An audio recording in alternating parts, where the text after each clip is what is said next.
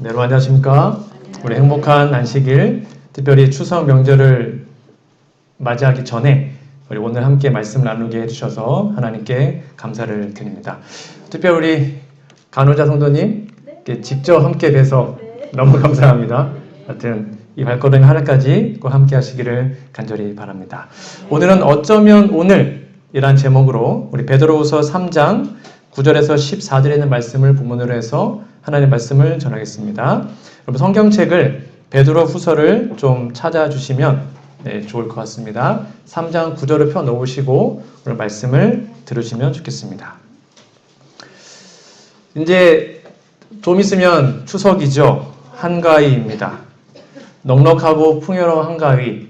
정말 코로나 때문에 힘들었던 한 해였지만 그래도 하나님의 은혜와 축복 속에 정말 즐겁고 행복한 명절 보내시기를 간절히 소망합니다. 우리가 사는 이 세상은 모든 것이 불확실합니다. 코로나 사태 때문에 더 그런 것 같습니다. 경제며 우리 먹고 사는 문제며 앞으로 살아가는 모든 것들이 정말 불확실합니다. 많은 사람들이 두려워하고 미래를 궁금해하죠. 그래서 이제 많은 사람들은 무엇인가 좀 확실한 거, 절대 변하지 않는 거, 그거를 좀 원하고 있습니다. 자, 그렇다면 이 세상에 있는 모든 사람들이, 그러니까 신자든 불신자 상관없어요. 모든 사람들이 가장 확실하다, 이거는 가장 분명하다라고 말하는 게 무엇일까요? 남녀노소 누구나 모든 사람들이 이건 무조건 확실한 거야 라고 말하는 것이 무엇일까요? 이분이 누구냐면 데카르트라는 철학자입니다. 이 사람은 염세주의자입니다. 쉽게 말하면 부정적으로 모든 것을 다 의심하는 사람이었습니다. 신도 없고 죽음도 없고 하여튼 세상에는 모든 걸 다 의심하는 철학자였습니다. 다 의심했습니다. 모든 걸 다. 진짜 맞아? 아니야. 다 의심을 했어요. 그런데 이 사람이 그렇게 평생을 의심했는데 자기 자신이 도무지 의심할 수 없는 딱 한 가지가 있었다라고 합니다. 그게 뭔지 아세요? 지금 의심하고 있는 자기 자신이 살아있다는 것이었습니다. 이거는 도저히 부인할 수가 없었어요. 그래서 이 사람이 이렇게 유명한 말을 했죠. 아마 아실 겁니다. 나는 생각한다, 고로 존재한다. 이게 생각한다 말이 직역하면 나는 의심한다 라는 뜻입니다. 나는 의심한다, 고로 존재한다. 그러니까 다 의심해봤지만 지금 의심하고 있는 내가 살아있다는 것은 의심할 수가 없는 거예요. 이거는 확실한 거였습니다. 즉 지금 여러분이 살아있다는 것 의심할 수 없죠? 여러분 지금 살아계십니다. 이거는 확실한 것입니다. 그럼 두 번째로 가장 확실한 것이 무엇일까요? 제가 요즘에 좀 미래를 볼 줄 압니다. 제가 이게 돗자리를 좀 깔아야 될 것 같아요. 미래를 볼 줄 아는데 제가 예언 하나 해드리겠습니다. 아마 100년 안에 여기 있는 모든 분들 다 죽을 겁니다. 제가 확실합니다. 제 전 재산을 걸고 제가 예언 하나 하겠습니다. 100년 안에 다 죽을 겁니다. 이게 이루어질까요? 이루어질 겁니다. 왜 그럴까요? 왜 그럴까요? 그럼요. 이거는 누구도 부인할 수 없는, 우리가 지금 살아있는 것처럼 언젠가는 죽어요. 이거는 다 모든 사람이 인정하는 것입니다. 아무도 의심할 수 없어요. 그럼 마지막으로 가장 확실한 것이 무엇일까? 우리가 살아있고 결국 우리가 죽는데 그 다음에 세 번째가 바로 이렇게 죽을 수밖에 없는 우리 죄인들을 비록 죽어서 무덤에 들어가지만 다시 살리셔서 하늘 본향으로 데려간다는 것, 이것도 부인할 수 없는 가장 확실한 진리인 것입니다. 예수님의 재림은 우리가 살아있는 것처럼 또 우리가 죽을 거라는 것처럼, 그리고 이 땅에 다시 오신다는 이 진리는 누구도 부인할 수 없는 놀라운 사실인 것입니다. 정말 이것이 우리의 유일한 소망인 것입니다. 이거는 우리가 믿던지 믿지 않던지 변하지 않습니다. 난 예수님 안 믿어요. 그렇다고 재림이 안 오는 게 아니에요. 우리가 믿던 믿지 않던 상관없이 예수님의 재림은 이 땅에 임할 것입니다. 자, 그러면 제가 한번 질문 드려볼까요? 여러분들 예수님이 속히 오실 것 같아요? 아니면 좀 더디 오실 것 같으세요? 자, 이제 손을 좀 들어보시고, 자, 저를 따라해 주시면 좋겠습니다. 예수님 언제 오시는지 머리 한번 긁어보시기 바랍니다. 좀 늦게 오실 것 같은데요. 몇 분은 이제 센스가 있으셔가지고 앞머리를 긁으시는데, 이게 제 어릴 때 사진입니다. 지연의 사진이 아니고 제 사진입니다. 제가 누군 것 같으세요? 예, 요게 저입니다. 네. 저희 외할아버지는 젊은 시절에 예수님을 믿으신 후 평생을 이제 자급 선교사로 사셨습니다. 그러니까 전국을 여행하시면서 복음을 전하셨어요. 그때만 해도 뭐 제가 이제 초등학교 때니까 1990년대 후반 고전도 되겠죠. 그러니까 뭐 그때 핸드폰 있었습니까? 뭐가 있었겠어요? 없어요. 할아버지 집도 없고 그냥 늘 이렇게 다니시면서 복음을 전하셨기 때문에 연락할 방도가 없어요. 그러면 제가 할아버지 정말 좋아했는데 외할아버지를 볼 수 있는 방법은 뭐밖에 없냐면 그냥 기다리는 거예요. 기다리는 거 외에는 방법이 없어요. 그냥 바람 따라 오셨다가 바람 따라 가셨어요. 늘. 저희 어머니가 할아버지가 이제 보고 싶으시면 항상 저랑 저 형을 불러다 놓고 물어봤습니다. 얘들아, 할아버지 언제 오시는지 머리 한번 긁어봐라. 이렇게 합니다. 그럼 저는 그냥 이렇게 막 긁어요. 아유, 형석이가 뒷머리를 긁어보니까 할아버지 늦게 오시겠구나. 전 처음에 그 의미를 몰랐어요. 그러고 보니까 저희 형은 저보다 2살이 많기 때문에 꼭 앞머리를 긁어요. 그러면 형길이 보니까 할아버지가 빨리 오시겠구나. 그랬던 기억이 있습니다. 이 의미 아시죠? 옛날 어르신들이 앞통수를 긁으면 빨리 온다 그랬고 뒤통수를 긁으면 늦게 온다 그랬거든요. 제가 그렇구나. 그때부터 제가 그걸 깨달은 다음에 저희 어머니가 물어보실 때마다 이제 앞통수를 열심히 긁었던 기억이 있습니다. 여러분 다시 한번 질문해 볼까요? 여러분 예수님 언제 오시는지 머리 한번 긁어보시기 바랍니다. 예, 이제는 다 앞통수를 긁으시군요. 예수님 아마 곧 오실 것 같습니다. 우리가 이렇게 예수님의 재림을 기다리는 이유는 이곳이 우리의 뭐가 아닌 거예요? 고향이 아니거든요. 이 땅 우리의 본향이 아니에요. 우리가 영원토록 살 것이 아니기 때문에 우리는 예수님의 재림을 기다립니다. 우리가 돌아가야 할 그 본향과 고향은 어디입니까? 하늘이거든요. 천국. 죽음도 없고 슬픔도 없고 아픔도 없는 그곳이 우리가 원래 살아야 할 영원한 고향인 것입니다. 모든 사람들은 귀소 본능이 있어요. 그래서 추석이나 설 때 다 고향으로 내려가지 않습니까? 아니면 자녀들이 올라오기도 하고요. 히브리서 11장 15절, 16절 말씀입니다. 함께 읽어볼까요? 시작. 저희가 나온 바 본향을 생각하였다면 돌아갈 기회가 있었으려니와 저희가 이제는 더 나은 본향을 사모하니 곧 하늘에 있는 것이라. 그러므로 하나님이 저희 하나님이라 일컬음 받으심을 부끄러워 아니하시고 저희를 위하여 한 성을 예비하셨느니라. 여기 저희는 아브라함과 이삭, 야곱을 말하고 있습니다. 그들이 갈대아 우르를 떠나서 가나안에 와서 정말 자신의 고향으로 돌아가고 싶었지만 그들은 더 나은 본향 하늘을 사모했기 때문에 그 가나안에서 장막을 치며 살았습니다. 우리가 그토록 고향을 찾고 그리워하는 이유는 우리 안에 있는 귀소 본능 때문이기도 하지만 바로 그 고향에 누가 계시기 때문이에요? 부모님이 계시기 때문입니다. 우리가 고향을 찾는 이유는 거기에 우리 사랑하는 엄마가 있고 아빠가 있기 때문이거든요. 부모님이 계시지 않으면 아마 그렇게 고향을 자주 찾지는 않을 것입니다. 여러분, 우리들은 그리스도인입니다. 그리고 우리들은 재림신자입니다. 그리고 재림신자는 어느 누구보다도 예수님의 재림을 기다리고 고대하는 사람입니다. 우리 교단 이름 자체가 제7안식이 예수 재림교회예요. 어느 교단보다도 예수님 재림을 정말 간절히 사모하는 사람들이 바로 우리들이잖아요. 예수께서 부활하신 다음에 하늘을 승천하실 때 그 제자들이 얼마나 그 예수님과 함께 가고 싶었겠어요? 그때 그 천사들을 보고 이렇게 말을 합니다. 가로되 갈릴리 사람들아 어찌하여 서서 하늘을 쳐다보느냐. 너희 가운데서 하늘로 올라오신 이 예수는 하늘로 가심을 본 그대로 오시리라 하였느니라. 그들이 목이 빠져라 이렇게 보고 있으니까 걱정하지 마. 내가 그 모습 그대로 다시 올게 라고 예수께서 약속하셨습니다.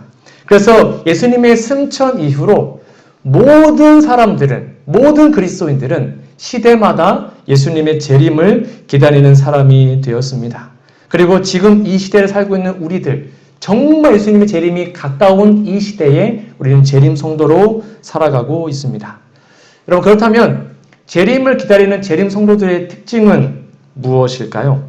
우리는 과연 하루하루를 어떤 마음과 생각으로 살아가며 어떠한 행동으로 하나님께 우리의 믿음을 증명해야 할까요? 오늘 이 물음에 답을 찾아보도록 하겠습니다. 여러분, 이제 본문을 좀 보실게요. 베드로서 3장 11절, 12절 말씀입니다. 이 모든 것이 이렇게 풀어지리니 너희가 어떠한 사람이 되어야 마땅하뇨? 이 말은 뭐냐면 예수님 재림이 곧 임할 건데 그 재림 전에 도대체 어떻게 준비해야 되냐라는 질문입니다. 그러면서 답을 해주십니다. 거룩한 행실과 경건함으로 하나님의 날이 임하기를 바라보고 간절히 사모하라. 첫 번째가 뭐래요? 거룩한 행실과 경건함입니다. 그래서 이렇게 정리할 수 있겠네요. 재림을 기다리는 재림 신자는 첫 번째, 거룩한 행실과 경건함을 나타내는 사람입니다. 여러분, 거룩한 행실과 경건함이 무엇일까요? 간단하죠? 거룩한 행실은 쉽게 말하면 구별된 행실이니까 좀 더 쉽게 얘기하면 성화의 열매, 성화의 경험이라고 할 수 있겠죠. 그러니까 거룩한 시간인 안식일을 잘 지키고 하나님께 예배 드리고 거룩한 공간인 이 성전 찾는 것을 게을리하지 않는 것이고요. 거룩한 책인 성경 말씀을 날마다 읽는 것이며 거룩한 11조와 헌금을 규칙적으로 하나님께 드리는 것이고 거룩한 사명인 복음 전도와 거룩한 직임인 교회의 직분을 충실하게 행하는 것입니다. 이것이 바로 거룩한 행실을 나타내는 것이죠. 우리가 알다시피 거룩이란 의미가 무엇이죠? 거룩은 구별된다는 것입니다. 거룩은 구별되는 것입니다. 자, 그렇다면 구별되는 것은 무엇을 의미할까요? 쉽게 말하면 일반 안 믿는 불신자들과 하나님 믿는 우리들이 하나님이 볼 때 구별됐다는 것을 어떻게 증명할 수 있겠습니까? 뭐 어떠한 사람이 구별된 사람일까요? 거룩한 행실과 경건함을 나타낸 사람의 핵심은 바로 회방과 미혹입니다. 이 두 가지 단어가 굉장히 중요합니다. 자, 제가 계시록에 있는 말씀을 좀 살펴보도록 하겠습니다. 이거 중요하기 때문에 여러분 좀 체크해 두시면 좋겠습니다. 계시록 13장에 보면 하나님의 백성들과 쉽게 말하면 멸망당하는 백성들의 차이를 극명하게 말하고 있습니다. 14년 6절에 보면 짐승이 입을 벌려 하나님을 향하여 뭐 했어요? 회방하되 그 이름과 그의 장막 곧 하늘에 거하는 자들을 회방하더라. 여기 보니까 하늘에 거한 자들은 진짜 지금 하늘에 있는 것이 아니라 이 땅에 사는 성도들인데 하나님 볼 때는 이미 그들의 마음과 믿음과 모든 정신이 하늘에 속해 있기 때문에 몸은 여기 있지만 너 하늘에 속한 자야 라고 말씀하신 거예요. 쉽게 말하면 구원받은 성도, 그렇게 이해하시면 됩니다. 근데 그 구원받은 성도를 마귀는 뭘 해요? 회방을 해요. 13년 14절에 보면 짐승 앞에서 받은 바 이적을 행함으로 대조됩니다. 땅에 거하는 자. 이 사람은 멸망받는 사람들, 그렇게 이해하시면 돼요. 땅에 거한 자들을 뭘 합니까? 미혹을 합니다. 그래서 땅에 거한 자들에게 이르기를 칼에 상하였다가 살아난 짐승을 위하여 우상을 만들라 하더라. 여기 보니까 분명히 하늘에 거하는 자가 나오고요. 땅에 거하는 자가 나오는데 사단은 두 존재를 다르게 취급합니다. 하늘에 거하는 자들은 회방을 놓고 땅에 거하는 자들은 미혹을 합니다. 이게 무슨 말일까요? 회방이 어떤 의미입니까? 회방. 쉽게 말하면, 조금 더 쉽게 얘기하면 깽판. 그러니까 아무리 해도 이 사람이 반듯하고 절대로 넘어오지 않아요. 그러니까 뭐 하는 거예요? 회방하고 깽판 치는 것입니다. 그게 바로 하늘에 속한 사람들의 모습입니다. 사단이 무슨 짓을 해도 죄를 짓지 않고 유혹에 굴복하지 않기 때문에 회방하는 것이죠. 대표적인 예가 바로 사도 바울의 삶에 기록이 되어 있습니다. 이 회방이라는 단어를 좀 집중해서 보면 똑같은 게 또 나옵니다. 사도행전 18장 6절에 보면 저희가 대적하여 바울과 그의 이제 복음 전하는 그 전도팀을 말하는 겁니다. 그들을 뭐 했냐면 회방합니다. 바울이 옷을 떨어 가로되 너희 피가 너희 머리에 돌아갈 것이요 나는 깨끗하니라 이후에는 이방인에게로 가리라 하고, 여기도 보니까 사단이 충동을 받은 사람들이 바울을 뭐 합니까? 회방합니다. 왜냐하면 바울은 하늘에 속한 자였거든요. 무슨 일을 해도 유혹에 굴복하지 않고 타협하지 않았거든요. 그러니까 에라 모르겠다 그냥 한 것입니다. 바울은 이러한 삶을 살았습니다. 바울은 사단의 회방을 받았던 사람이었습니다. 자, 그렇다면 여러분, 만약에 사단이 여러분의 삶의 고난과 핍박과 회방을 놓고 있다면 여러분 감사하시기 바랍니다. 왜 그런지 아십니까? 여러분은 거룩하고 하늘에 속한 자라는 사람이기 때문입니다. 사단은 아무나 회방하지 않아요. 하늘에 속한 자들을 회방합니다. 근데 만약 우리의 삶에 사단의 미혹과 유혹이 임하고 있다면 우리는 땅에 속한 자입니다. 그러한 사람들은 결국 멸망을 당할 것입니다. 사단의 회방에도 흔들림이 없이 굳건한 믿음을 소유하는 사람, 그러한 사람이 거룩한 행실을 소유한 사람이고, 그러한 사람이 바로 예수님의 재림을 기다리는 하늘에 거하는 사람이 되는 것이죠. 이러한 아름다운 모습이, 이러한 재림신앙의 진짜 모습이 우리의 삶에 회복되기를 간절히 소망합니다. 두 번째 재림을 기다리는 사람의 특징은 무엇일까? 두 번째 재림을 기다리는 재림신자는 재림의 날을 바라보고 간절히 사모하는 사람입니다. 여러분 본문 말씀 3장 12절을 다시 볼까요? 하나님의 날이 임하기를 바라보고 간절히 사모하라. 여기 간절히 사모하라라는 말에 밑줄을 쫙 그어 놓으시고 그 뜻을 좀 이렇게 참고로 적어 놓으시면 됩니다. 이게 좀 번역이 약간 이제 좀 애매하게 됐는데, 쉽게 말하면 간절히 사모하라는 말을 직역하면 그 날을 재촉하라는 것입니다. 촉진하라는 것입니다. 그래서 좀 더 쉽게 설명드리면 하나님 날이 임하기를 바라보고 간절히 재촉해라 라는 거로 여러분들이 이해하시면 돼요. 이 부분을 우리 재림교회 주석을 보면 간절히 사모하라 혹은 재촉하라, 즉 하나님의 날, 재림의 날을 촉진시켜라 혹은 그 날을 열렬하게 갈망하라. 이미 자신의 죄를 고백한 자들은 그리스도의 오심을 간절히 바랄 수 있으며 그들의 힘을 복음을 전파하는 데 바칠 수 있다. 이렇게 함으로 그분의 나타나심을 위해 길을 예비하는 것이다 라고 얘기합니다. 쉽게 말하면 전 예수님 재림을 기다려요. 예수님 빨리 오세요 라고 말을 한다면 그 예수님의 날이 빨리 올 수 있도록 우리가 뭔가 행동을 해야 된다는 것이죠. 그 행동을 하지 않고 말로만 예수님 빨리 오세요 하면 그거는 거짓말인 것입니다. 예를 들면 제가 만약에 멀리 출장을 갔습니다. 근데 우리 제 아들내미 지한이가 아빠 빨리 오세요 라고 얘기를 해요. 그럼 제가 얘기를 합니다. 너 그러면 줄넘기 열심히 해가지고 줄넘기 1000개를 하면 내가 바로 갈게. 그러면 지한이가 저를 정말로 보고 싶다면 어떻게 할까요? 줄넘기 열심히 하겠죠. 근데 줄넘기 하나도 안 하면서 아빠 빨리 오세요. 줄넘기 몇 개 했어? 2개 했어요. 또 한 달 뒤에 아빠 빨리 오세요. 몇 개? 5개요. 그러면 정말 아빠를 기다리는 건가요? 아니잖아요. 정말 기다리면 그걸 하게 되겠죠. 그 말인 것입니다. 우리가 예수님의 재림을 진짜로 고대하고 간절히 바란다면 바로 예수님의 재림을 촉진하는 것입니다. 우리는 예수님 재림을 앞당길 수 있습니다. 그게 우리의 능력으로 할 수 있습니다. 그 말이 무엇이냐면 시물교훈에 이렇게 기록되어 있습니다. 우리가 우리 주 예수 그리스도의 재림을 바랄 뿐만 아니라 그것을 촉진시키는 것이 모든 그리스도인의 특권이다.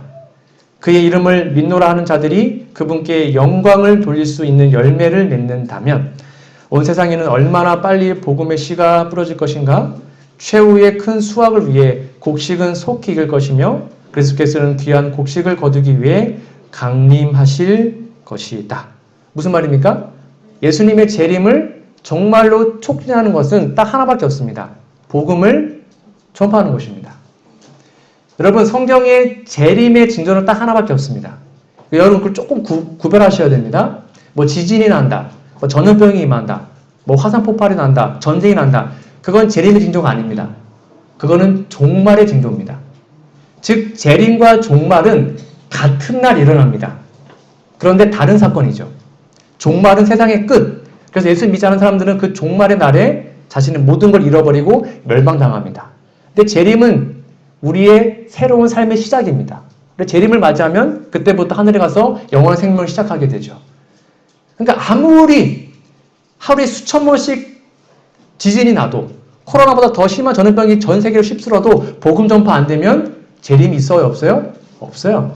절대 없습니다. 그러니까 재림의 유일한 징조는 하나밖에 없어요. 복음 전파입니다. 그러니까 우리가 정말 예수님 재림을 고대한다라고 말을 한다면 우리의 삶의 모든 관심과 목적이 예수님의 재림을, 복음을 전파하는 사람이 되어야 하는 것이죠. 여러분은 어떠한 삶을 살고 계시나요?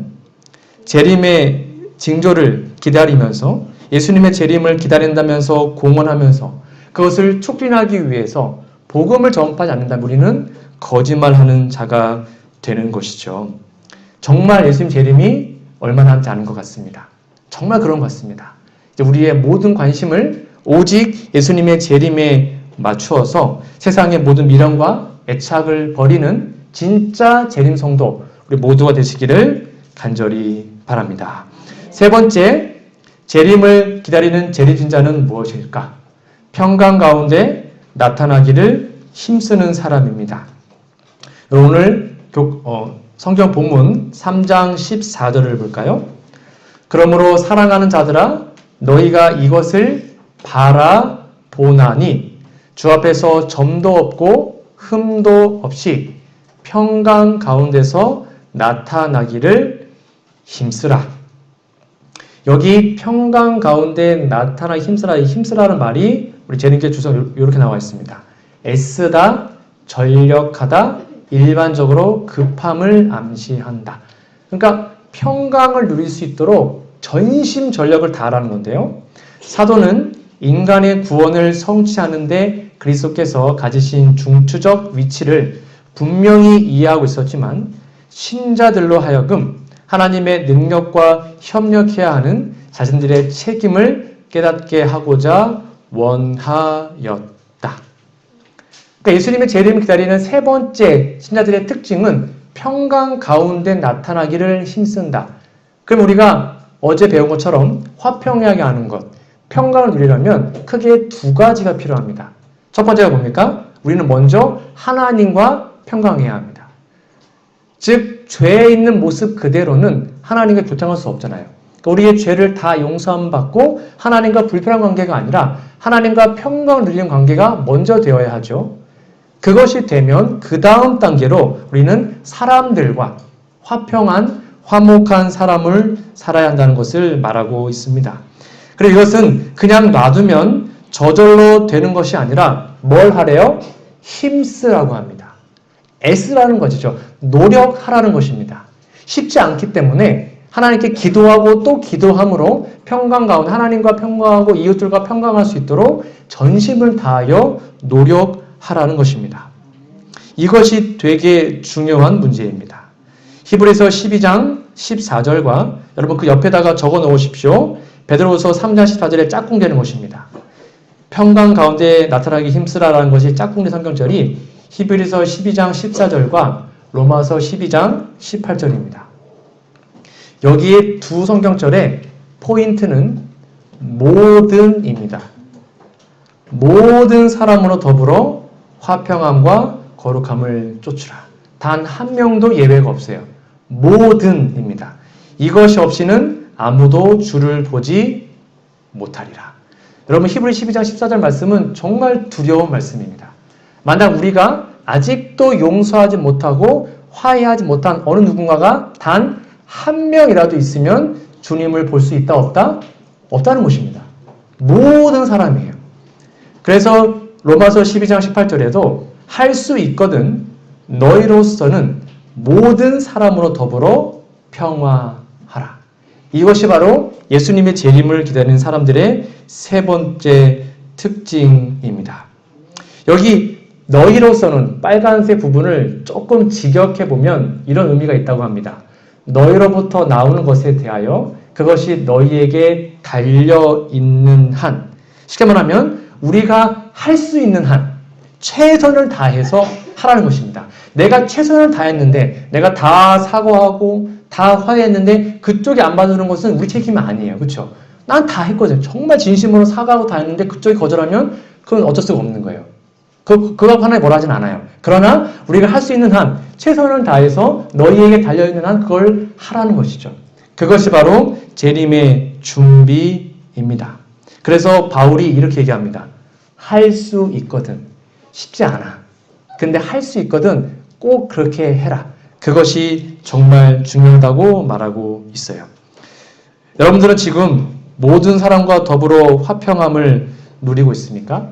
아니면 아직 누군가가 조금 불편하고 좀 어색하고 그런 관계를 가지고 계십니까? 만약 아직도 우리가 누군가와의 관계에서 앙금이나 원한이나 아직 용서하지 못한 어떤 그런 것들이 있다면 하나님께 기도하시고 우리 마음속에 그 사람과 화평할 수 있는 거룩한 마음을 달라고 기도하시는 우리 모두가 되기를 간절히 바랍니다. 한 할아버지 할머니가 스피드 퀴즈 하는 프로그램에 출연을 했습니다. 이제 할아버지가 이제 설명을 하고 할머니가 맞히는 것입니다. 근데 그게 뭐냐면 천생연분이었습니다. 그래서 할아버지가 할멈 우리 같이 사이가 좋은 걸 뭐라고 하지? 그러니까 이제 할머니가 가만히 있다가 왼수!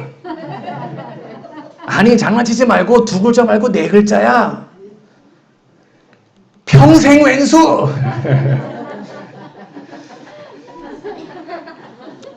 여러분 혹시 평생 왼수가 우리 배우자는 아닌지요? 우리의 가족은 아닌 정말 가장 가까운 사람이 삐지면 더 이렇게 하기 힘들잖아요.